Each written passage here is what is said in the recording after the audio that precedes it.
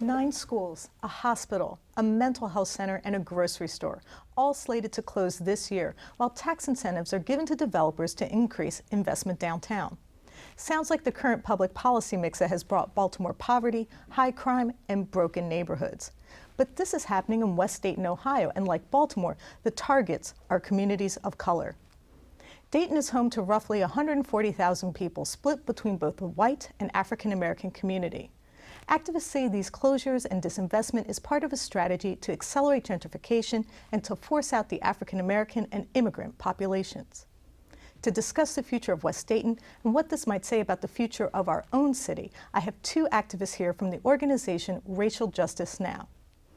We have Zakiya Sankara Japar and its interim director, Hashim Jabbar, an organization committed to dismantling structural and institutional racism with a focus on the institution of education and lifting up the voices of disempowered Black parents and children. And Stephen Janis is a reporter for the Real News Network.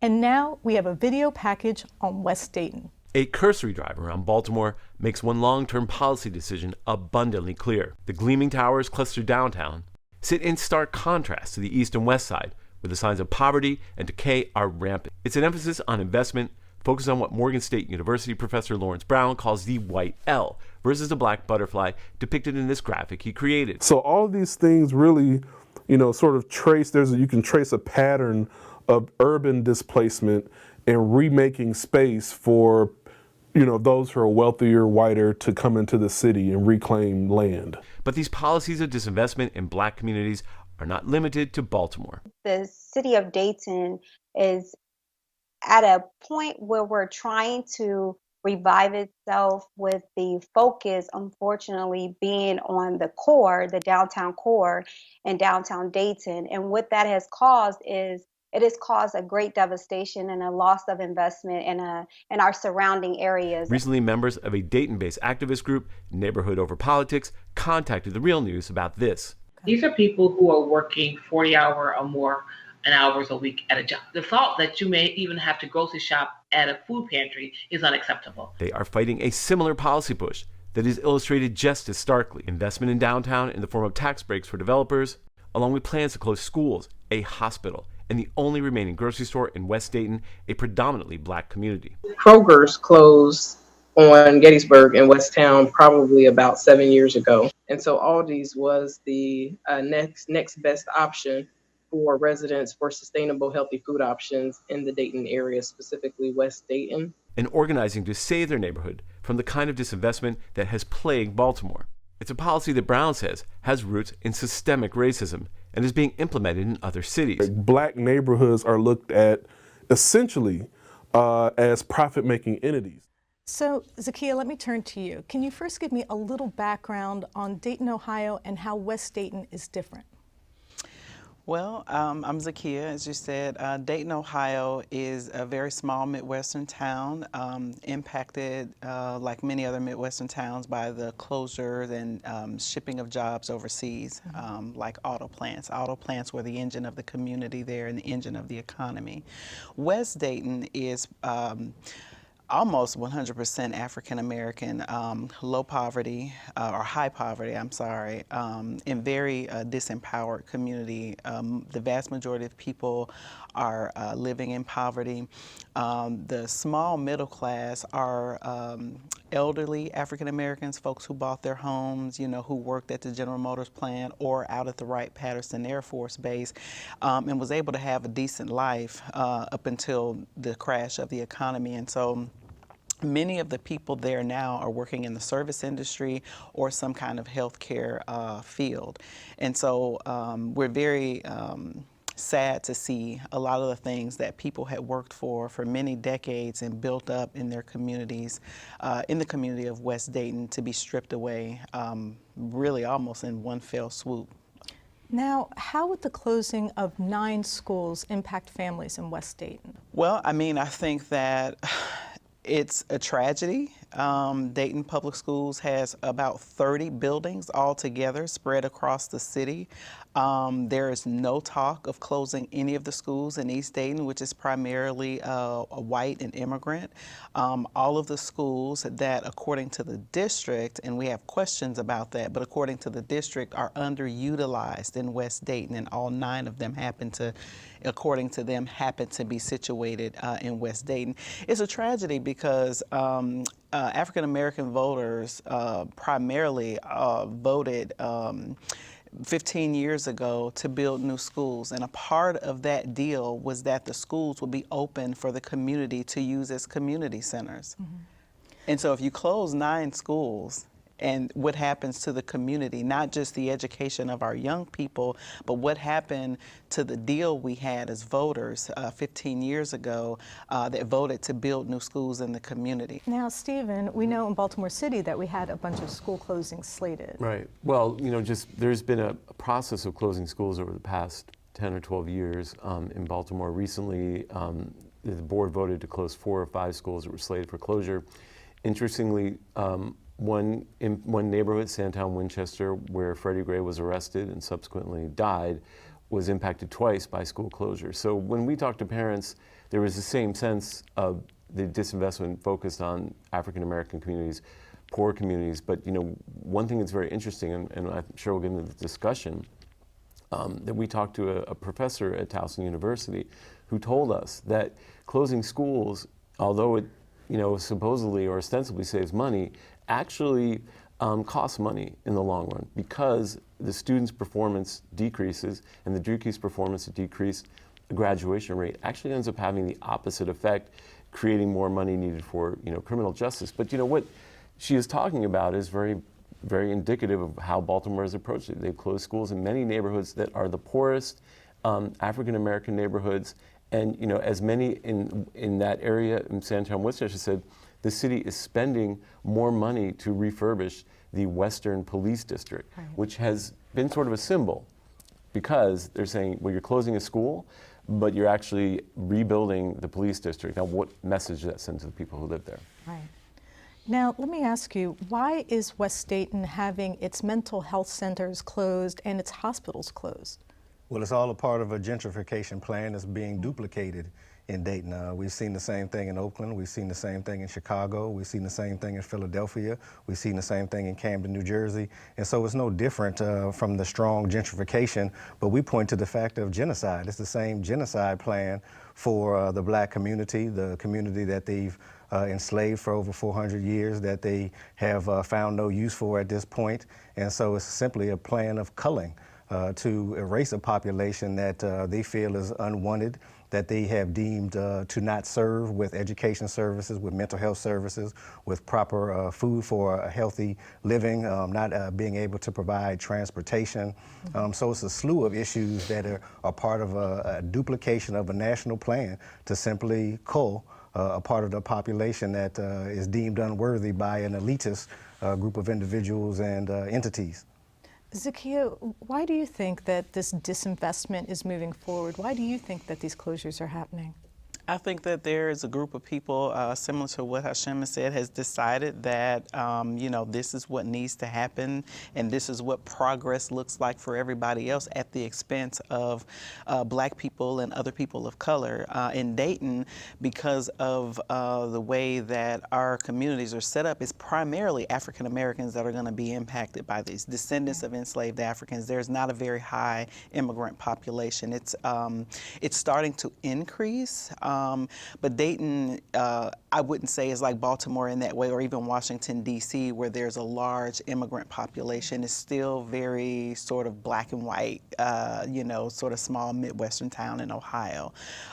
So I think that, there are folks who've decided that, this is what progress looks like. We're going to make downtown really beautiful. We want to import all these, young white people to come and whoever else, right, to come and enjoy this at the expense of people who have paid taxes, who've lived in these communities for decades. You know, for me, it's very personal because my family migrated as a part of the great migration north of African Americans from the South. My family is from Alabama, and they moved to places like Dayton and Cleveland and Detroit to work in the auto industry, and they did everything right. They, you know, bought their homes and wanted to realize the American dream, and this is their payback. Now, what about tax breaks for developers? I heard from some of the community members in West Dayton that I spoke to that tax breaks are being given to developers. What kind of projects are being invested in? So one of the things that it's happening is there this new hotel, right, that they're building downtown. You know, I'm assuming that they think some big conventions are going to start happening in Dayton. They are investing into high-rise apartments, building them near the water, all of these different things. So housing. Housing is actually not an issue in Dayton. There is plenty of housing. It's just vacant because people, unfortunately, after, you know, the economy tanked, wasn't able to afford to keep up with the housing. If the city was interested in housing, they would simply go into the neighborhoods and help revamp the houses that are already there and put them on the market. I mean, it doesn't make sense to build all this housing downtown. I mean, and is not going to be occupied. I mean, and you're not seeing a whole lot of people, you know, moving in from other places to Dayton, Ohio to live.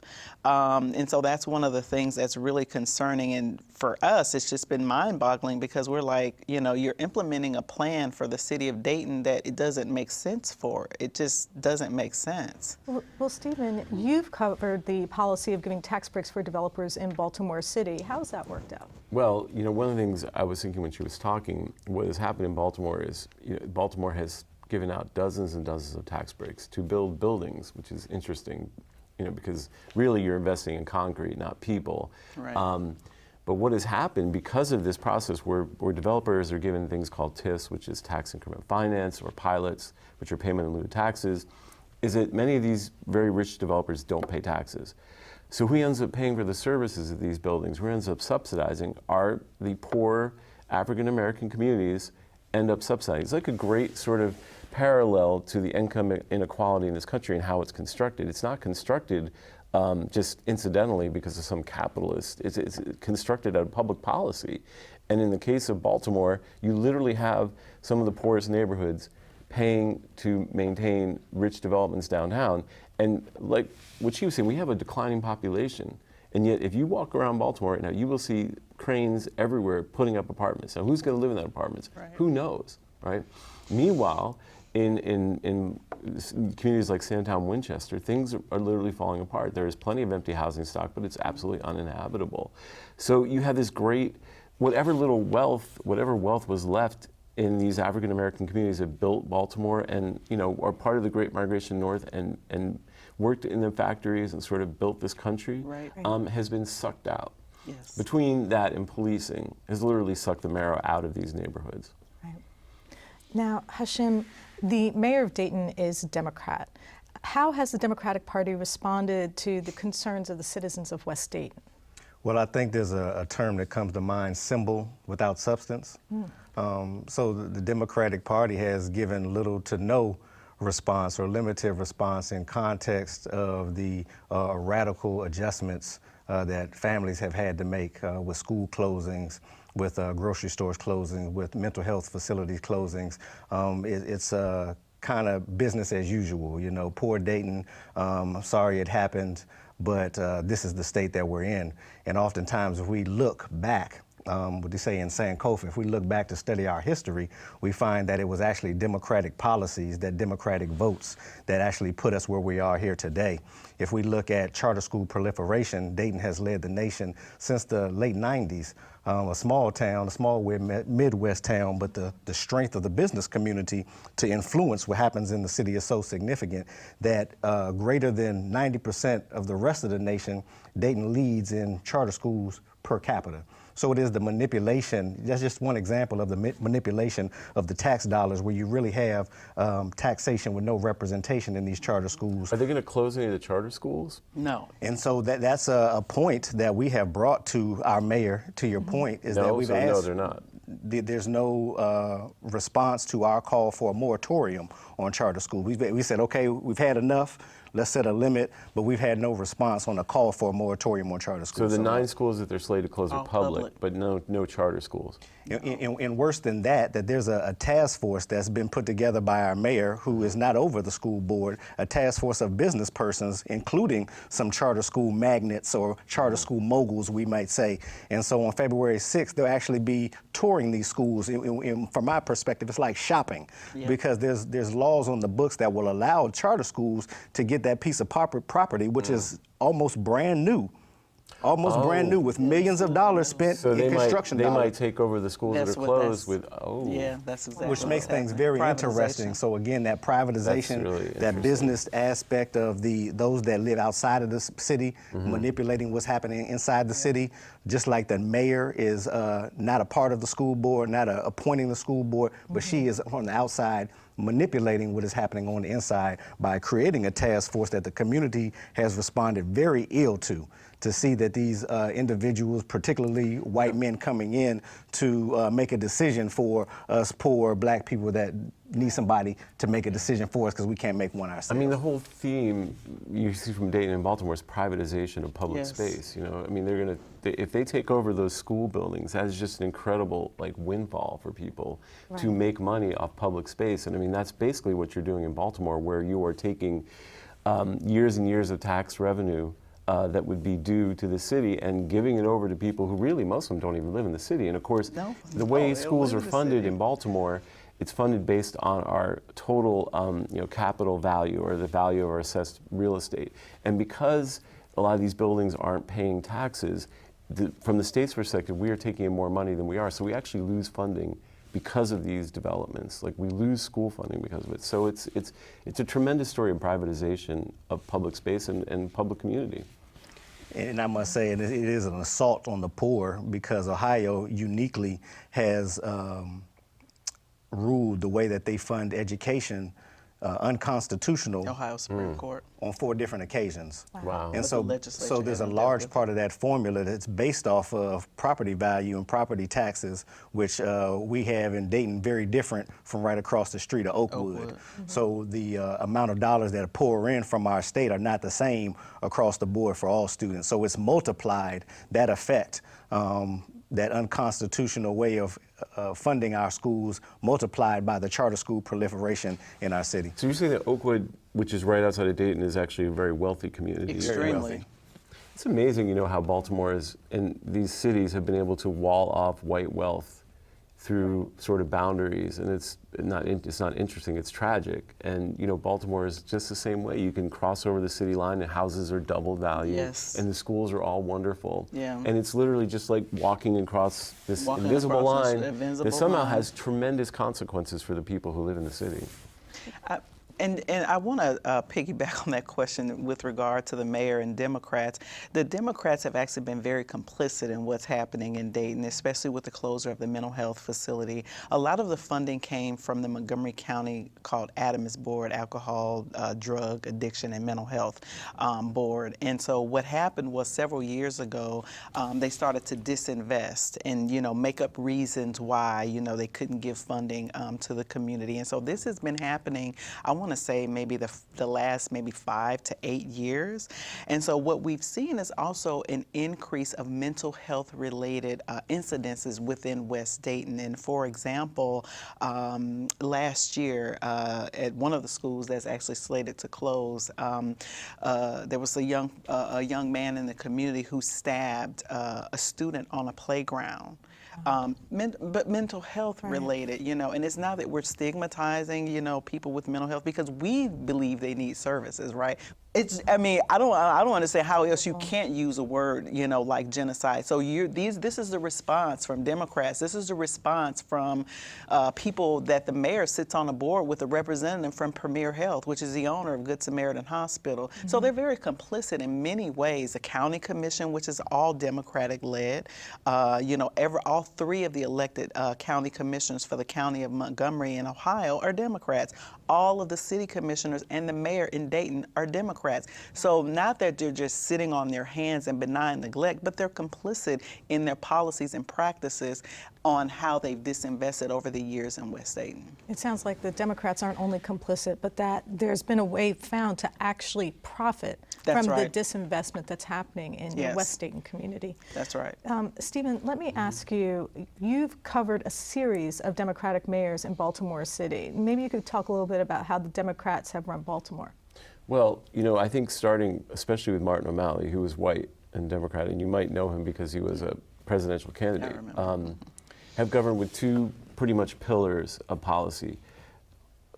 Funding policing to the maximum as much as possible, aggressive, zero tolerance type of policing, and defunding schools, and kind of wrapping it all up in a big tax break package for developers. I mean, so those have been the three pillars of policy.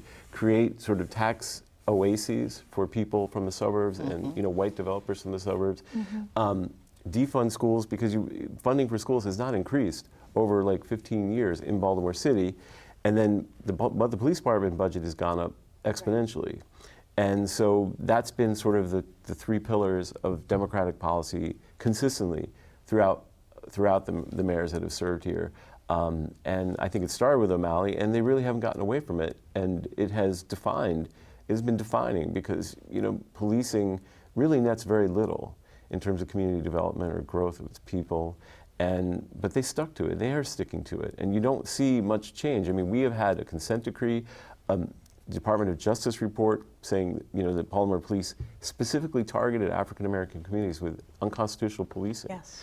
And yet nothing has happened. And of course, you have the scandal of the Gun Trace Task Force, which is 7, 8, 9 members who went around robbing residents, dealing drugs, stealing overtime. I mean, it's the harm that these policies have inflicted. And of course, the biggest problem is with the tax break is we don't know the harm. We don't know how much money the city has given away. Now, we are working on that. The real news, we are going to be doing a very long-term, in-depth investigation, but it could be hundreds of millions of dollars that the city has given away, probably billions. Yeah. Right. So that has been the policy. That's been their sort of formula for success. And if population is any indication, it hasn't worked. I mean, we continue to lose population. And of course, we make headlines all the time for two things: police corruption and crime.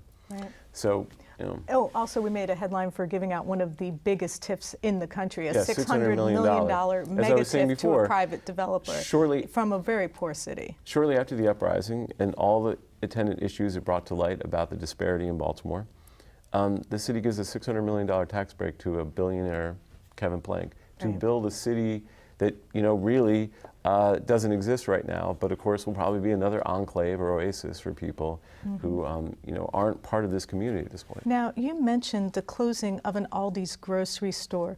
Why is the closing of one grocery store so important in West Dayton? Well, because it's the last actual grocery store in West Dayton.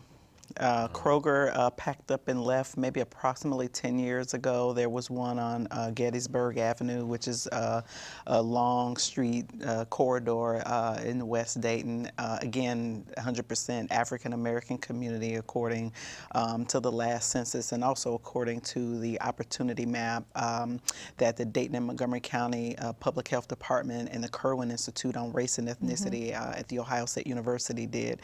And so that I describe that as a death blow because for West Dayton, that was, not that the grocery store was perfect or, it had its problems, obviously, but even with that grocery store, West Dayton was already, according to the definition of a food desert.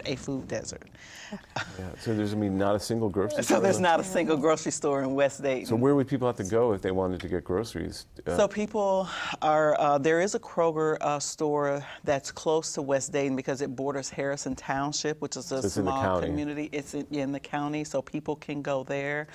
People will have to drive all the way out to Inglewood, which is was a suburb, where's another Kroger store. And then people, you know, would have to drive all the way over to East Dayton because there is a Kroger store in East Dayton. What's public transportation like?